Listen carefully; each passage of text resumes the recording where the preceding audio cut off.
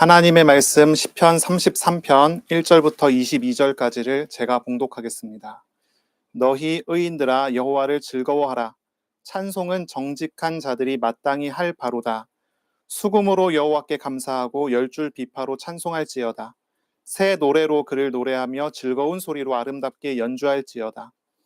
여호와의 말씀은 정직하며 그가 행하시는 일은 다 진실하시도다. 그는 공의와 정의를 사랑하시며 세상에는 여호와의 인자하심이 충만하도다. 여호와의 말씀으로 하늘이 지음이 되었으며 그 만상을 그의 입의 기운으로 이루었도다. 그가 바닷물을 모아 무더기같이 쌓으시며 깊은 물을 곳간에 두시도다. 온 땅은 여호와를 두려워하며 세상의 모든 거민들은 그를 경외할지어다. 그가 말씀하심에 이루어졌으며 명령하심에 견고히 섰도다. 여호와께서 나라들의 계획을 폐하시며 민족들의 사상을 무효하게 하시도다. 여호와의 계획은 영원히 서고 그의 생각은 대대에 이르리로다. 여호와를 자기 하나님으로 삼은 나라 곧 하나님의 기업으로 선택된 백성은 복이 있도다. 여호와께서 하늘에서 굽어보사 모든 인생을 살피시며 곧 그가 거하시는 곳에서 세상의 모든 거민을 굽어 살피시는도다. 그는 그들 모두의 마음을 지으시며 그들이 하는 일을 굽어 살피시는 이로다. 많은 군대로 구원 얻은 왕이 없으며 용사가 힘이 세어도 스스로 구원하지 못하는도다. 구원하는 데에 군마는 헛되며 군사가 많다 하여도 능히 구하지 못하는도다. 여호와는 그를 경외하는 자 곧 그의 인자하심을 바라는 자를 살피사 그들의 영혼을 사망에서 건지시며 그들이 굶주릴 때에 그들을 살리시는도다. 우리 영혼이 여호와를 바라며 그는 우리의 도움과 방패시로다. 우리 마음이 그를 즐거워하며 우리가 그의 성호를 의지하였기 때문이로다. 여호와여 우리가 주께 바라는 대로 주의 인자하심을 우리에게 베푸소서. 아멘. 오늘 말씀은 시편 33편입니다. 이제 헤세드의 하나님을 기다리는 사람, 이런 제목으로 우리가 함께 하나님의 말씀을 나누겠습니다. 헤세드의 하나님을 기다리는 사람입니다. 오늘도 우리가 말씀을 이렇게 나누는 시간에 말씀하시는 하나님을 알아가는 복이 있기를 축복합니다. 아멘. 우리가 지난주에 이런 말씀을 나눴죠. 나의 영을 주님께 부탁하나이다. 이런 제목으로 말씀을 나눴어요. 우리의 영혼을, 우리의 인생을, 우리의 삶을, 우리의 모든 것을 하나님께 맡기는 것이 믿음이죠. 하나님께 맡기며 나아가는 것이 신앙생활입니다. 내가 무엇인가를 짊어지고 내가 무엇인가를 해나가는 것이 아니라 하나님께 맡기고 하나님께서 인도하시는 대로 따라가며 하나님의 말씀에 순종하며 살아가는 것이 신앙생활이죠. 하나님께 다 맡김으로 하나님께서는 우리를 하나님의 선하신 뜻대로 인도하시는 것을 우리는 경험하게 되는 것입니다. 지난주에 우리는 회개에 대한 이야기를 했습니다. 회개가 무엇입니까? 죄와 우상과 내 고집과 내 판단에서 돌아서서 하나님과 그 말씀을 따라가는 것이라 했습니다. 하나님께서 우리의 영혼과 삶과 생명을 지키실 것입니다. 하나님께 다 맡기고 하나님께로 나아가고 하나님께 순종해야 한다는 말씀을 나눴죠. 오늘 말씀은 또 그 말씀에서 이어지는 말씀입니다. 하나님께 다 맡긴 자는 어떤 삶을 삽니까? 하나님께 다 맡겨드린 사람은 어떤 생활을 하게 됩니까? 어떤 축복을 누리게 됩니까? 하나님을 인격적으로 알아가는 그런 복을 누리게 됩니다. 무엇보다도 신실하신 하나님을 경험하게 되고, 그리고 헤세드의 하나님, 변하지 않는 사랑으로 우리를 지키시는 하나님을 경험하게 되는 것입니다. 우리의 영혼이 오직 하나님을 바라보고 하나님을 바라고 주님의 인자하심을, 주님의 헤세드의 사랑을 경험해가는 그런 복 있는 시간이 되시기를 바랍니다. 자, 오늘 말씀은요, 찬송시라고 할 수 있어요. 찬송시입니다. 내용은 창조주이신 하나님을 찬양합니다. 말씀으로 모든 것을 만드시고 말씀하심으로 모든 것을 섭리하시는 그 하나님을 찬양하는 그런 시입니다. 그래서 시편 전체에서 말씀으로 창조하셨음에 대하여 고백하는 시가 여기에 이렇게 나와 있는 거죠. 이 시편은요, 회중 예배 때 사용되는 시편이고요. 형식적으로는 알파벳 시하고 비슷하지만 알파벳 시의 어떤 그 흐름을 따라가기는 하지만 알파벳 시의 어떤 틀을 완전히 따라가지는 않는 그런 시로 이렇게 볼 수가 있어요. 그런데 이 시를 봤을 때 우리가 독특한 걸 하나 볼 수 있는데요. 지금까지는 우리가 시편을 봤을 때는 표제가 있었잖아요. 제목이 붙어 있잖아요. 근데 이 시는 제목이 붙어 있지 않습니다. 제목이 붙어 있지 않아요. 이제 그 시편은 총 5권으로 우리가 분류를 해요. 시편 150편 전체를 두고서 5권으로 분류를 하는데 그 중에 이제 1권에 해당하는 곳에 표제가 없는 시가 몇 개가 있습니다. 그 표제가 없는 시들은 전부 다 앞에 시에서 이어지는 시인 경우에 표제가 없었어요. 그런 전통을 따라서 생각해 봤을 때 이 시편 33편도 시편 32편에서 이어져서 연결해서 읽으라는 그런 표시로 우리가 받아들일 수가 있어요. 자, 다 성경이 있으시니까 한번 보실까요? 32장 11절입니다. 32장의 제일 마지막 절이에요. 한번 볼까요? 너희 의인들아 여호와를 기뻐하며 즐거워할지어다. 마음이 정직한 너희들아 다 즐거워 외칠지어다. 이렇게 32장이 마무리가 됐죠. 근데 33장 1절을 한번 보세요. 같은 메시지가 나오게 됩니다. 1절입니다. 너희 의인들아 여호와를 즐거워하라. 찬송은 정직한 자들이 마땅히 할 바로다 했어요. 32장 마지막에는 하나님을 기뻐하고 즐거워하라. 의인들에게 말하죠. 또 마음이 정직한 자들에게 즐거이 외치라라고 이야기를 하죠. 그리고 이것이 더 구체화되는 것이 33장 1절입니다. 의인들은 여호와를 즐거워해야 합니다. 그리고 찬송은 정직한 자들이 마땅히 해야 될 일이라고 고백합니다. 이렇게 같은 내용이 반복됨으로써 이 두 시가 이어지게 됩니다. 32장에 있었던 죄 사함에 대한 감사, 죄 사함에 대한 노래가 이제 하나님의 찬양으로 이어지고 연결되는 것입니다. 32장 1절에 우리는 이렇게 읽었습니다. 허물의 사함을 받고 자신의 죄가 가려진 자는 복이 있다 했어요. 왜 죄 사함 받는 것이 복입니까? 왜 우리의 허물이 사함 받는 것이 복입니까? 왜냐하면 죄가 없어진 그 자체도 좋은 것이지만 그것을 통해서 영원하신 하나님, 창조주 하나님, 우리를 구원하시는 하나님과 연결되고 그 하나님과 연합되어 하나님과 함께하는 사람이 되기 때문입니다. 그리고 이렇게 하나님과 함께한 사람을 죄의 사함을 받고 하나님과 함께하게 된 사람을 뭐라고 부르냐면 의인이라고 부릅니다. 그리고 정직한 자라고 부릅니다. 이것이 이제 32장의 마무리였죠. 의인들 그리고 정직한 자들. 이 말은 말 자체는 의인과 정직하다라고 하는 이야기는 도덕적인 표현이잖아요. 의인 그러면은 죄인의 반대잖아요. 죄를 짓지 않은 사람. 그렇죠? 정직한 사람들, 부정직함의 반대잖아요. 도덕적인 말인 것 같아요. 하지만 이 32편, 33편에 이 단어가 사용될 때는 이거는 도덕적인 용어로 사용된 것이 아니에요. 관계적인 표현입니다. 관계적인 용어로 사용된 거예요. 어떤 사람이 의인입니까? 죄가 있더라도 사함을 받는 사람, 하나님의 은혜를 입은 사람이 의인이라는 것입니다. 어떤 사람이 정직합니까? 어떤 사람이 정직한 사람입니까? 하나님 앞에 숨김없이 내어놓고 그래서 하나님의 용서를 받은 사람이 정직한 사람입니다. 죄를 안 짓는 자가 아니라 하나님으로 인해서 죄가 가려진 자를 의미하는 것이 의인이고 정직한 사람들이라는 그런 표현이에요. 의인은 죄와 허물이 있지만 하나님의 은혜를 입은 사람이에요.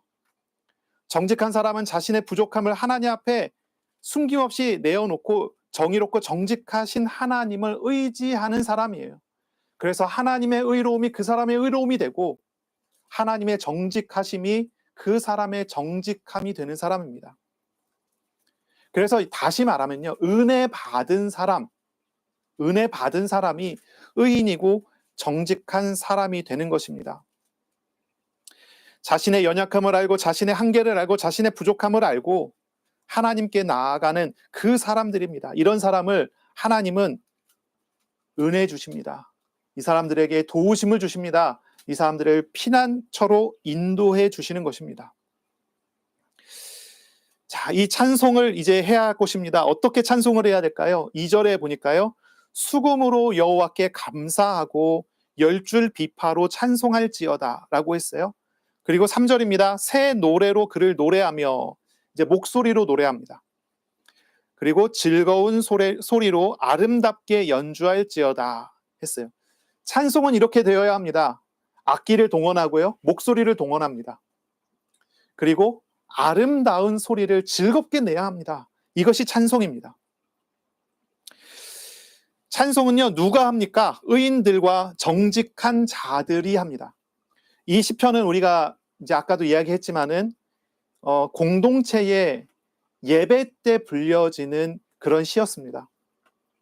공식 예배 때 불려지는 그런 시지요.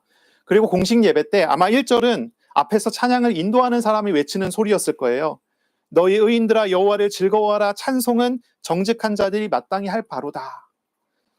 수금으로, 열줄 비파로, 새 노래로 연주하라. 그렇게 하면 이제 악기와 함께 많은 사람들이 찬양을 부르기 시작하겠죠. 4절부터 찬양을 하기 시작하겠죠. 여호와의 말씀은 정직하며, 이러면서 이제 찬양이 시작되겠죠. 이제 그런 분위기죠. 찬양은 어떻게 드립니까? 공동체가 함께, 이것이 찬양입니다. 공식 예배 때 나아가는 그런 찬양의 부름입니다. 내 목소리보다는 우리의 목소리로 내 마음을 포함해서 우리들의 마음을 담아서 하나님께 노래하라고 하는 그런 부름입니다. 그리고 이 노래는요, 이 찬양은요, 목소리로, 악기로 아름다운 연주가 되어야 하는 것입니다. 자, 목소리와 악기로 아름답게 연주하라고 하는 이 말을 우리는 또 잘 이해를 해야 될 것 같아요. 이것은 음정 박자를 딱 맞추고, 그리고 감정과 정서가 정확하게 들어가서 불려지는 그런 노래를 하라는 그런 의미가 아니에요. 물론 이제 우리가 하나님 앞에 전심으로 찬양을 드리기 시작한다면 아름다운 목소리로 아름답게 하게 되겠죠. 하지만 여기서 중점을 두는 것은 무엇이냐면은 하나님께서 들으시기에 아름다운 소리라는 의미예요. 하나님께서 들으시기에 아름다운 소리예요.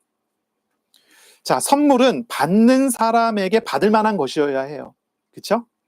아무리 뛰어나고 예술적인 작품을 만들어서 준다고 해도 받는 사람이 원하지 않는 것이라면 아무 가치가 없는 선물이 되고 말 거예요. 아름답게 연주한다는 말은 하나님께서 받으실 만한, 하나님께서 기뻐하실 만한 것을 말해요. 이거는 음정 박자가 잘 맞고 화음이 잘 나오는 것도 물론 포함되는 이야기가 될 수 있지만, 그것보다 더 우선적인 것은, 더 중요한 것은 노래하는 사람들이 한 목소리로 드려지는 어떠한 노래, 그 중심을 말하는 거예요. 하나님께서 듣기 좋은 소리, 음정 박자, 표면적인 감정적인 표현을 기준으로 하는 것이 아니라, 하나님께서 듣기 좋은 소리는요, 우리가 전심으로 하나님께 나아가는 소리예요. 온 마음과 온 육신을 다 들어 하나님께 드리는 것입니다. 하나님께서 기뻐하시는 찬송은요, 우리가 하나님을 즐거워하는 찬송이에요. 그리고 하나님과 교제하는 찬송이에요. 하나님과 소통이 되는 찬송이에요. 그것이 기뻐하는 그런 소리가 될 거예요. 생일날 누군가 축가를 불러준다고 한번 해보세요. 아름다운 목소리, 정확한 음정과 박자, 그리고 정말 담겨져 있는 그 어떤 정서가 너무나 아름답게 들릴 수 있어요.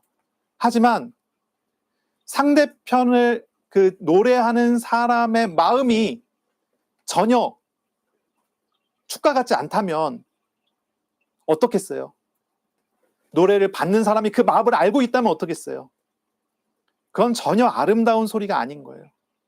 위선적인 것에 불과한 거죠. 진짜 아름다운 소리라는 것은 그런 것이 아닙니다. 어린아이가 음정 박자 하나도 맞지 않아도 상대편을 위해서 눈을 마주쳐가며 자신의 마음을 표현한다면 그것을 정말 아름답게 듣고 받아들일 것입니다.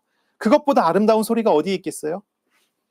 우리가 하나님 앞에 노래한다는 것은 바로 거기에 있는 것입니다.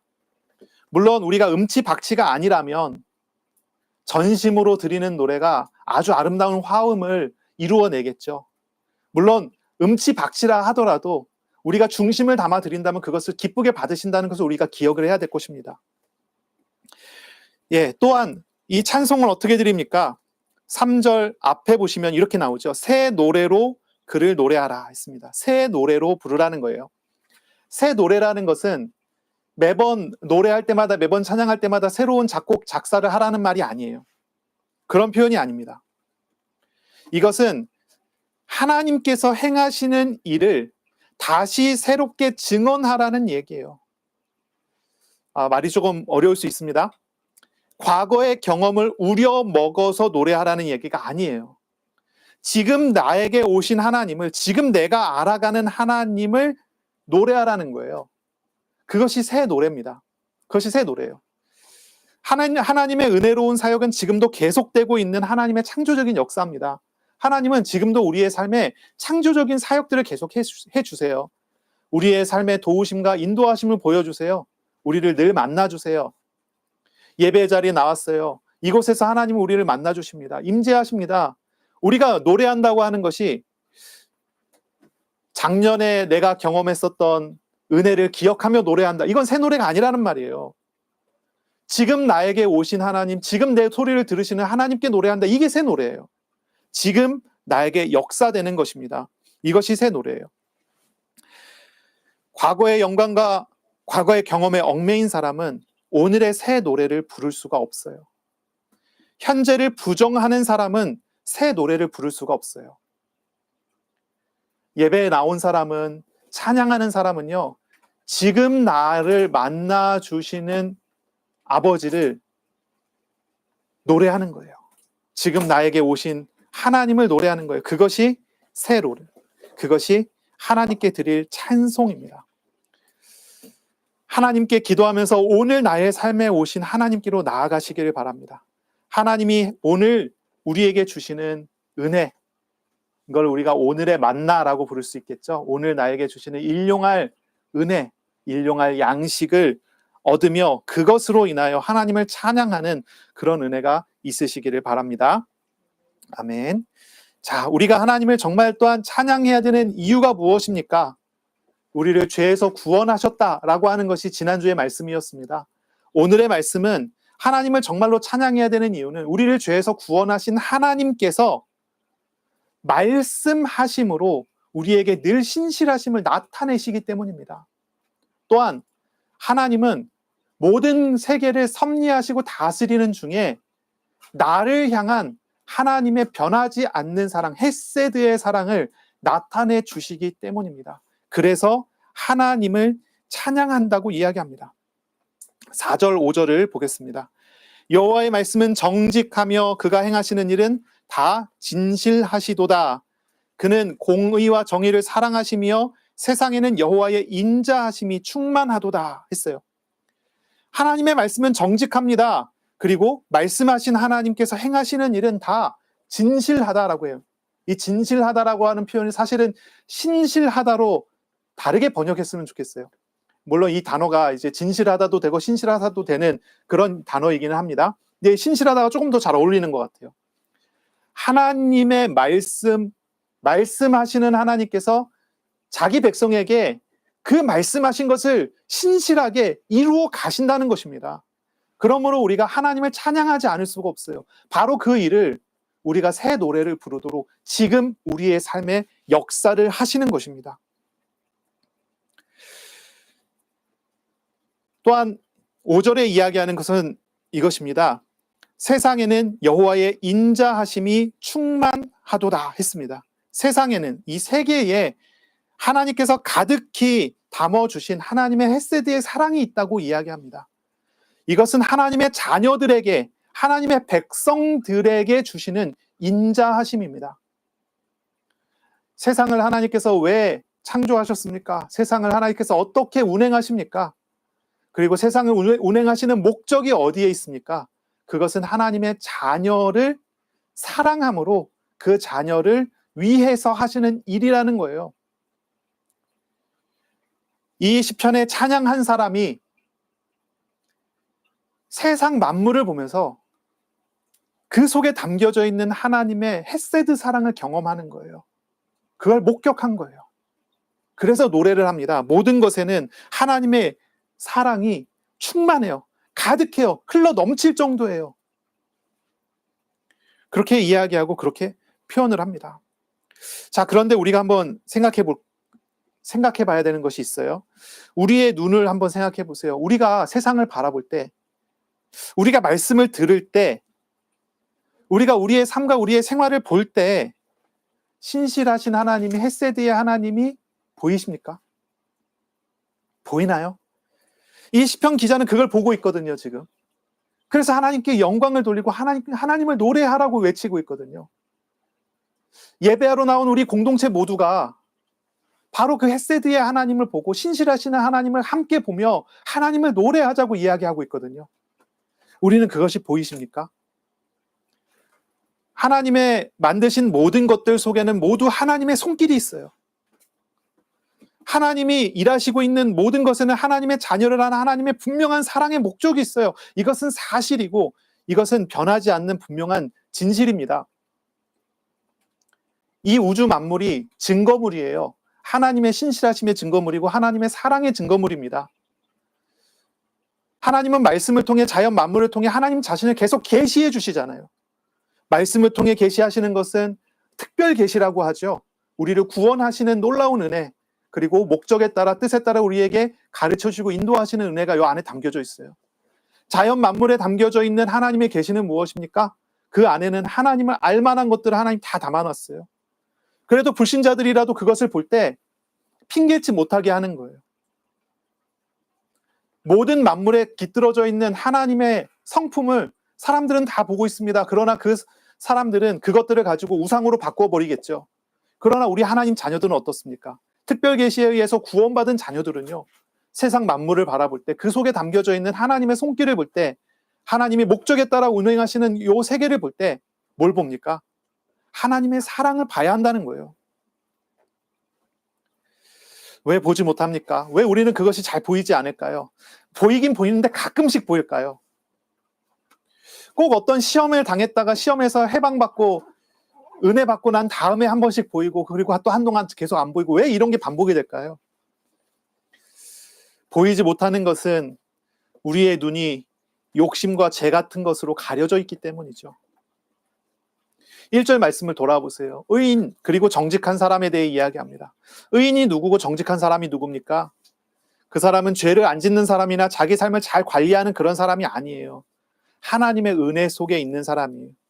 죄와 우상과 욕심을 하나님께 숨김없이 아뢰는 사람이에요. 정직하게 하나님 앞에 숨김없이 아뢰는 사람이에요. 하나님께 자신의 영혼을 맡기는 사람이에요.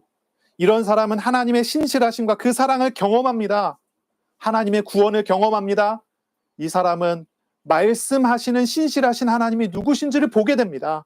이 사람은 모든 것을 통해 하나님의 사랑을 경험하게 됩니다. 우리가 이 사실을 봐야 할 것이에요. 우리에게 주시는 은혜가 너무나 큰데 우리는 너무나 하나님 앞에 가면을 쓰고 있어요. 그래서 보지 않으려고 하고 있어요. 가면을 벗고 하나님 앞으로 나아가세요. 허물의 사함을 받고 죄가 가려진 자가 복이 있는 사람입니다. 그 사람이 복이 있는 사람입니다. 12절을 볼까요? 이렇게 표현합니다. 여호와를 자기 하나님으로 삼은 나라 곧 하나님의 기업으로 선택된 백성은 복이 있도다. 같은 복입니다. 32장 1절과 이 말씀이 같은 복이에요. 무엇이 복입니까? 하나님께로 나아와 하나님께 우리 자신을 맡기고 하나님과 연합한 사람이 되는 것, 그런 삶을 사는 것이 복입니다. 그런 복이 있는 사람은 말씀 안에 하나님을 말씀하시는 하나님, 신실하신 하나님을 경험합니다. 헤세드의 하나님, 사랑을 주시는 하나님을 경험하는 그런 사람이 되는 것입니다. 8절을 보겠습니다.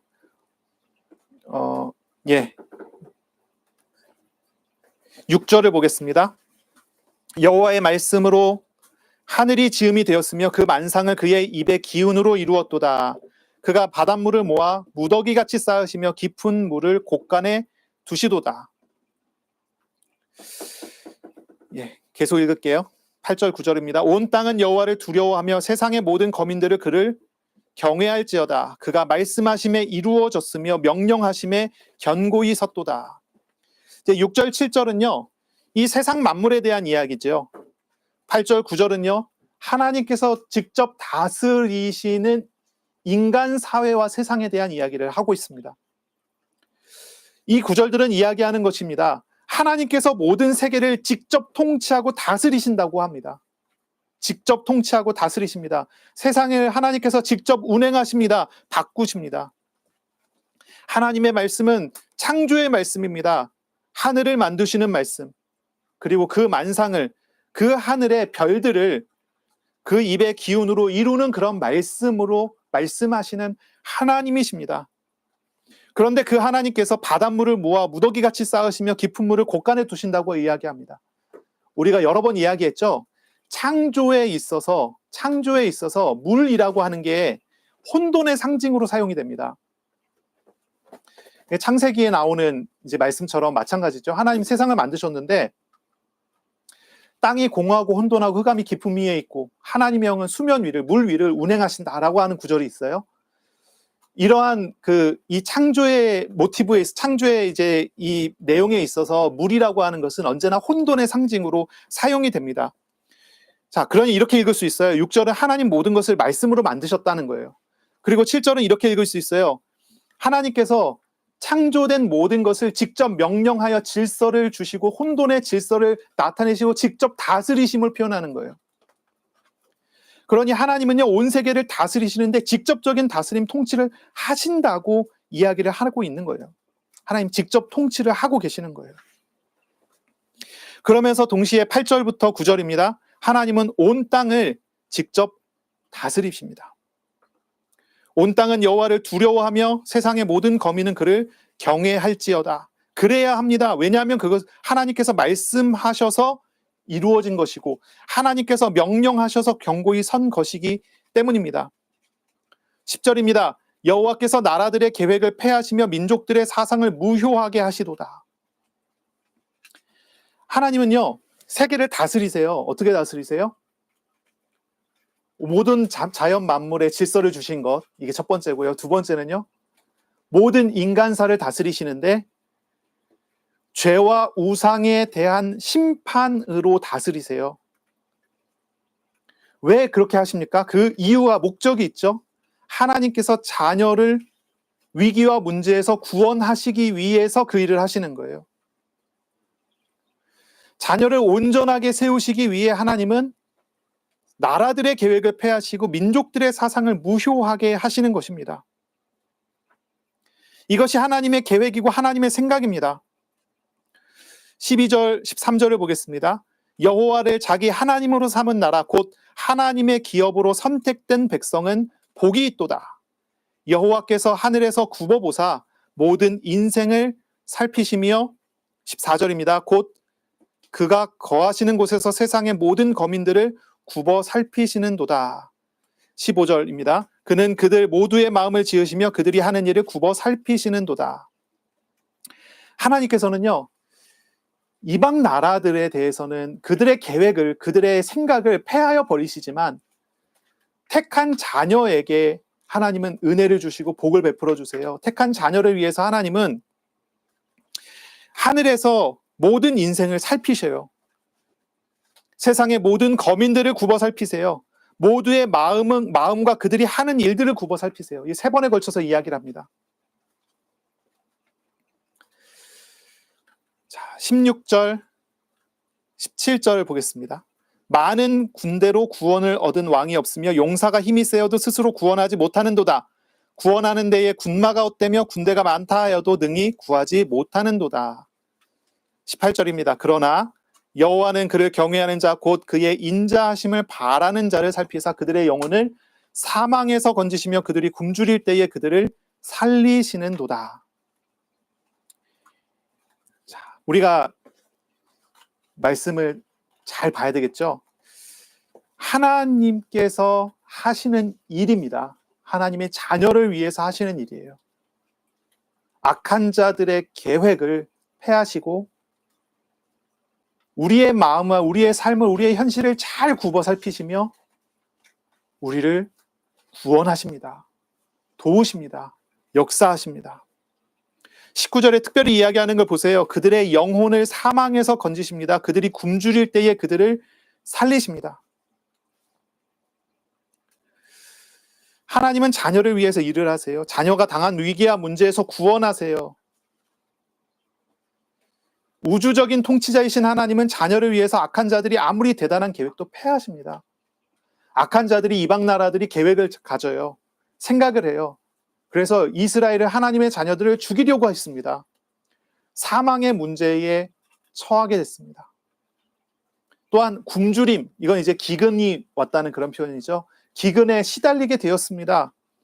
여기에서 어떻게 살아납니까? 하나님께서 모든 것을 다스리시니, 하나님께서 악한 자들의 계획을 패하시니 그들은 살 수 있습니다. 그리고 하나님께서 그들을 직접 건지시기에 구원을 얻을 수가 있습니다. 우리는 하나님의 자녀입니다.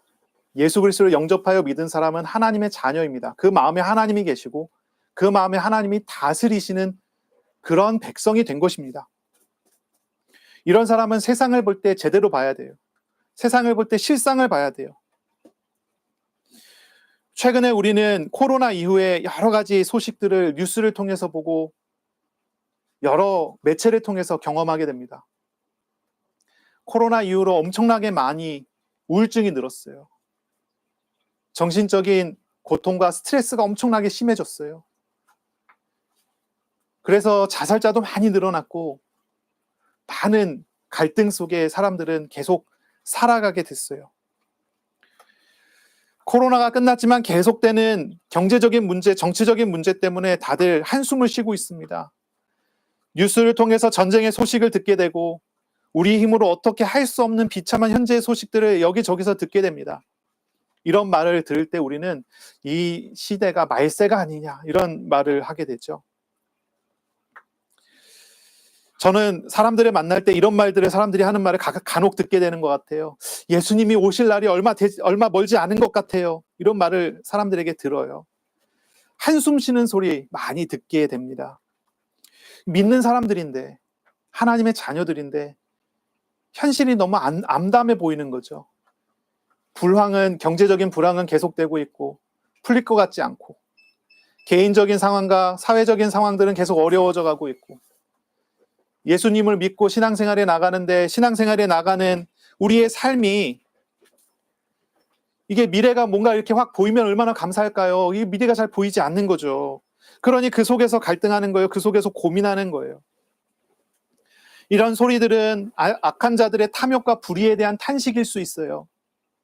그리고 앞이 보이지 않는 안타까움에 대한 어떤 그런 표현들이겠죠. 하지만 우리 그리스도인들은 이런 탄식에 머물러 있지 말아야 합니다. 자녀를 위해서 일하시는 하나님을 찾고 구해야 해요. 하나님은 지금도 일하고 계셔요. 지금도 역사하고 계셔요. 죽음의 위기 속에 있을 수 있어요. 기근으로 인해서 굶주림을 당하고 있을 수 있어요. 그런 상황 속에서, 그런 배경 속에서 하나님의 자녀들은 무엇을 합니까? 무엇을 해야 합니까? 먼저 하나님께로 돌아가는 것부터 시작해야 돼요. 그리고 하나님께서 모든 것을 다스리신다는 사실을 알아가기 시작을 해야 합니다. 아무리 사방으로 공격을 당하고 피할 길을 찾지 못한다 하더라도 하나님은 하나님의 구원하심을 기다리는 백성들을 살펴보십니다. 도우십니다. 사망에서 건지십니다. 굶주릴 때 거기에서 만나를 주십니다.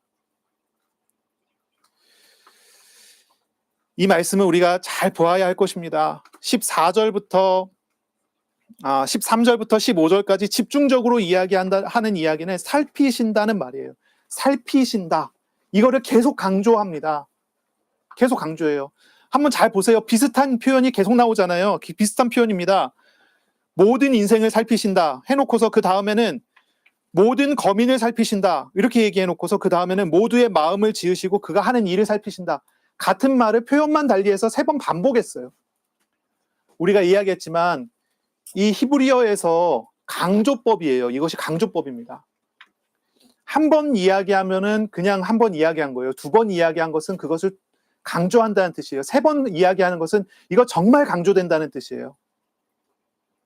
우리가 뭐 좋다 이렇게 하고 정말 좋다, 정말 좋다보다 정말 더 높은 표현이 뭐가 있을까요? 끝내주게 좋다 이래야 되나요? 이런 식의 어떤 표현이 있는 것처럼 이 히브리어에서는 이런 표현들이 이렇게 나타나는 거예요. 살피신단 말이에요. 굽어 살피신단 말이에요. 정말 굽어 살피신단 말이에요. 이거 세 번 반복이거든요.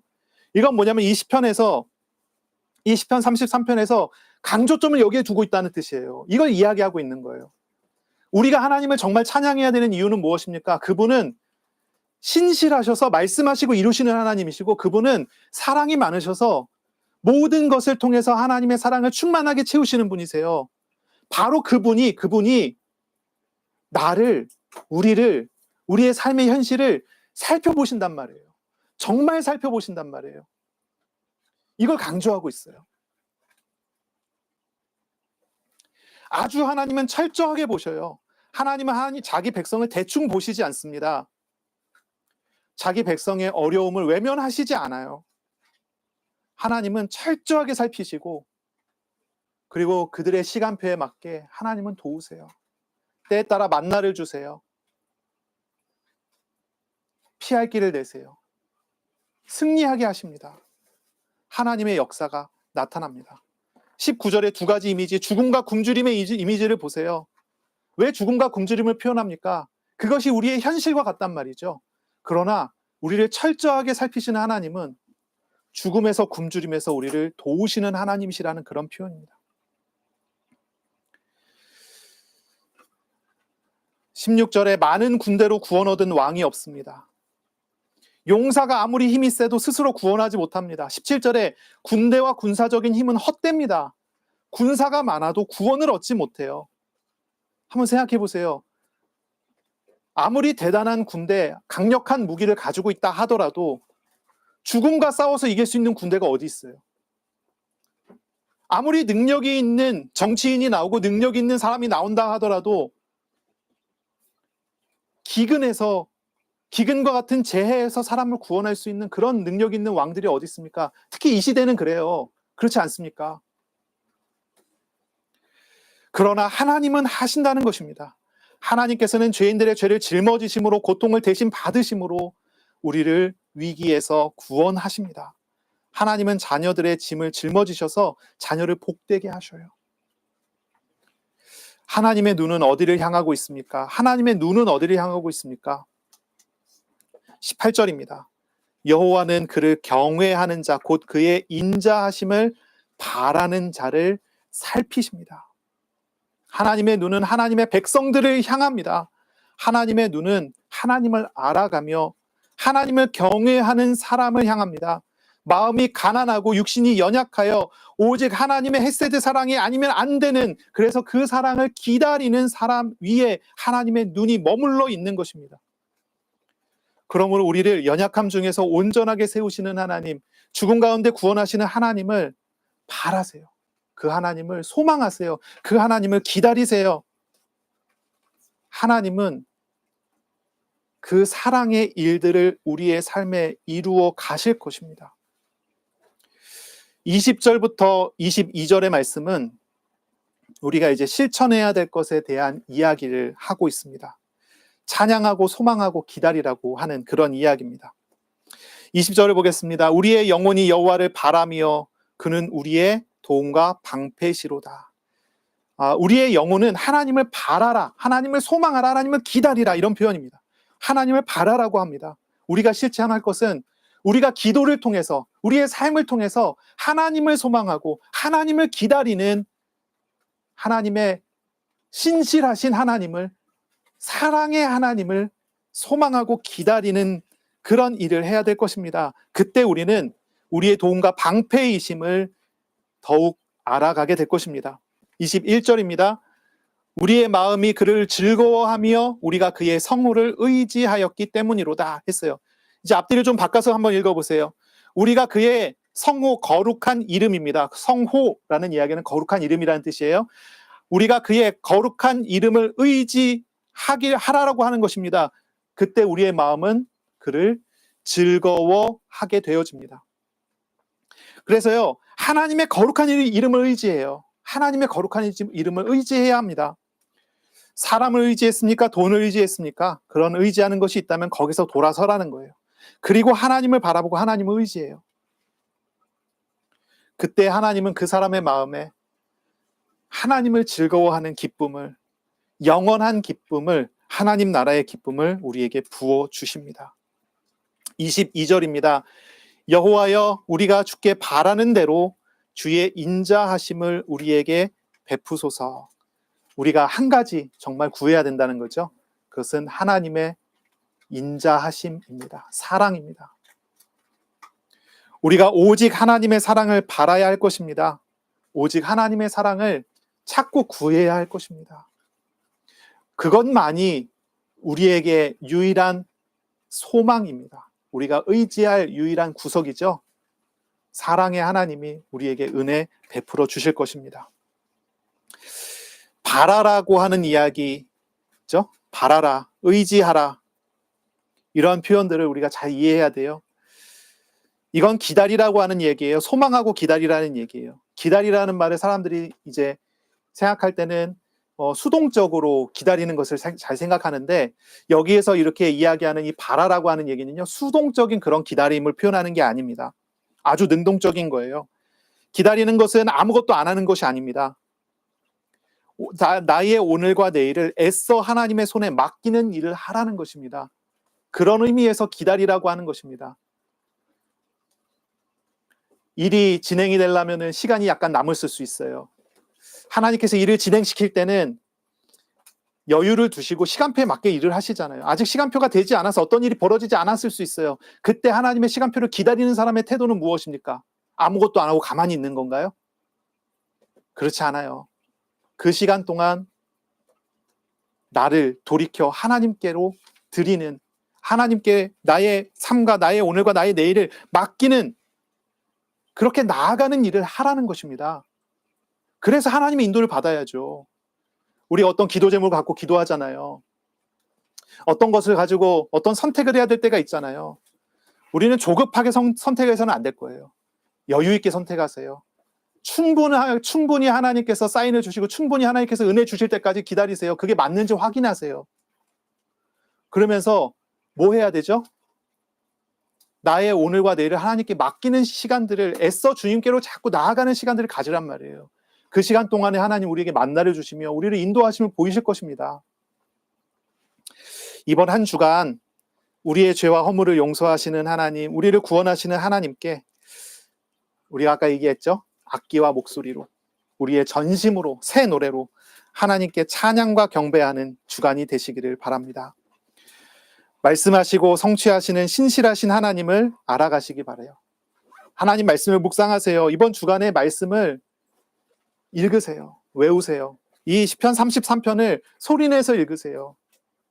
제가 해보니까 귀로 듣는 거로 잘 안 되더라고요. 소리내서 읽을 때 이게 내 귀에 내 목소리를 통해서 들려질 때 이게 참 은혜로워요. 이걸 한번 도전해보세요. 소리내서 읽어보세요. 외워보세요. 이것이 묵상입니다. 하나님의 말씀을 묵상할 때 말씀하시는 하나님을 깊게 알아가고 교제하는 그런 주간이 되시기를 바랍니다. 지금 어려움이 있는 사람이 있습니까? 지금 고통 중에 있는 분이 있습니까? 그분들은요, 우리를 위해 지금 일하시는 헤세드의 하나님을, 사랑을 이유로 일하시는 하나님을 알아가기를 간구하시기를 바랍니다. 하나님은 우리와 동행하시고 때에 맞게 우리를 구원하실 것입니다. 기도하겠습니다. 하나님 감사합니다. 오늘 우리에게 말씀하시고 또 말씀하신 대로 이루어 가실 것을 믿고 감사합니다. 주님, 이번 한 주간 우리 자신을 온전히 주님께 맡겨드리며 주님께 참된 찬양과 경배하는 주간 되도록 은혜 내려 주옵소서. 우리에게 오신 말씀하시고 그것을 신실하게 이루시는 하나님을 알아가게 하여 주옵소서. 세계 모든 만물을 우리를 향한, 나를 향한 목적대로, 사랑의 목적대로 이루어 가시는 하나님을 경험해 가는 그런 주간이 되게 하여 주옵소서. 무엇보다 우리의 사정을 잘 아시는 하나님이 우리를 살피시고 정말 살피시는 그 사실을 알고 하나님과 교제함을 누리게 하여 주옵소서. 이번 한 주간 주님을 바라고 주님을 소망하며 주님을 기다리며 인도받는 우리들이 다 될 수 있도록 복을 내려 주옵소서. 예수님의 이름으로 기도합니다. 아멘. 우리 구주 예수 그리스도의 은혜와 하나님의 사랑하심과 성령님의 교통하심이 이제로 영원까지 항상 함께 있을지어다. 아멘.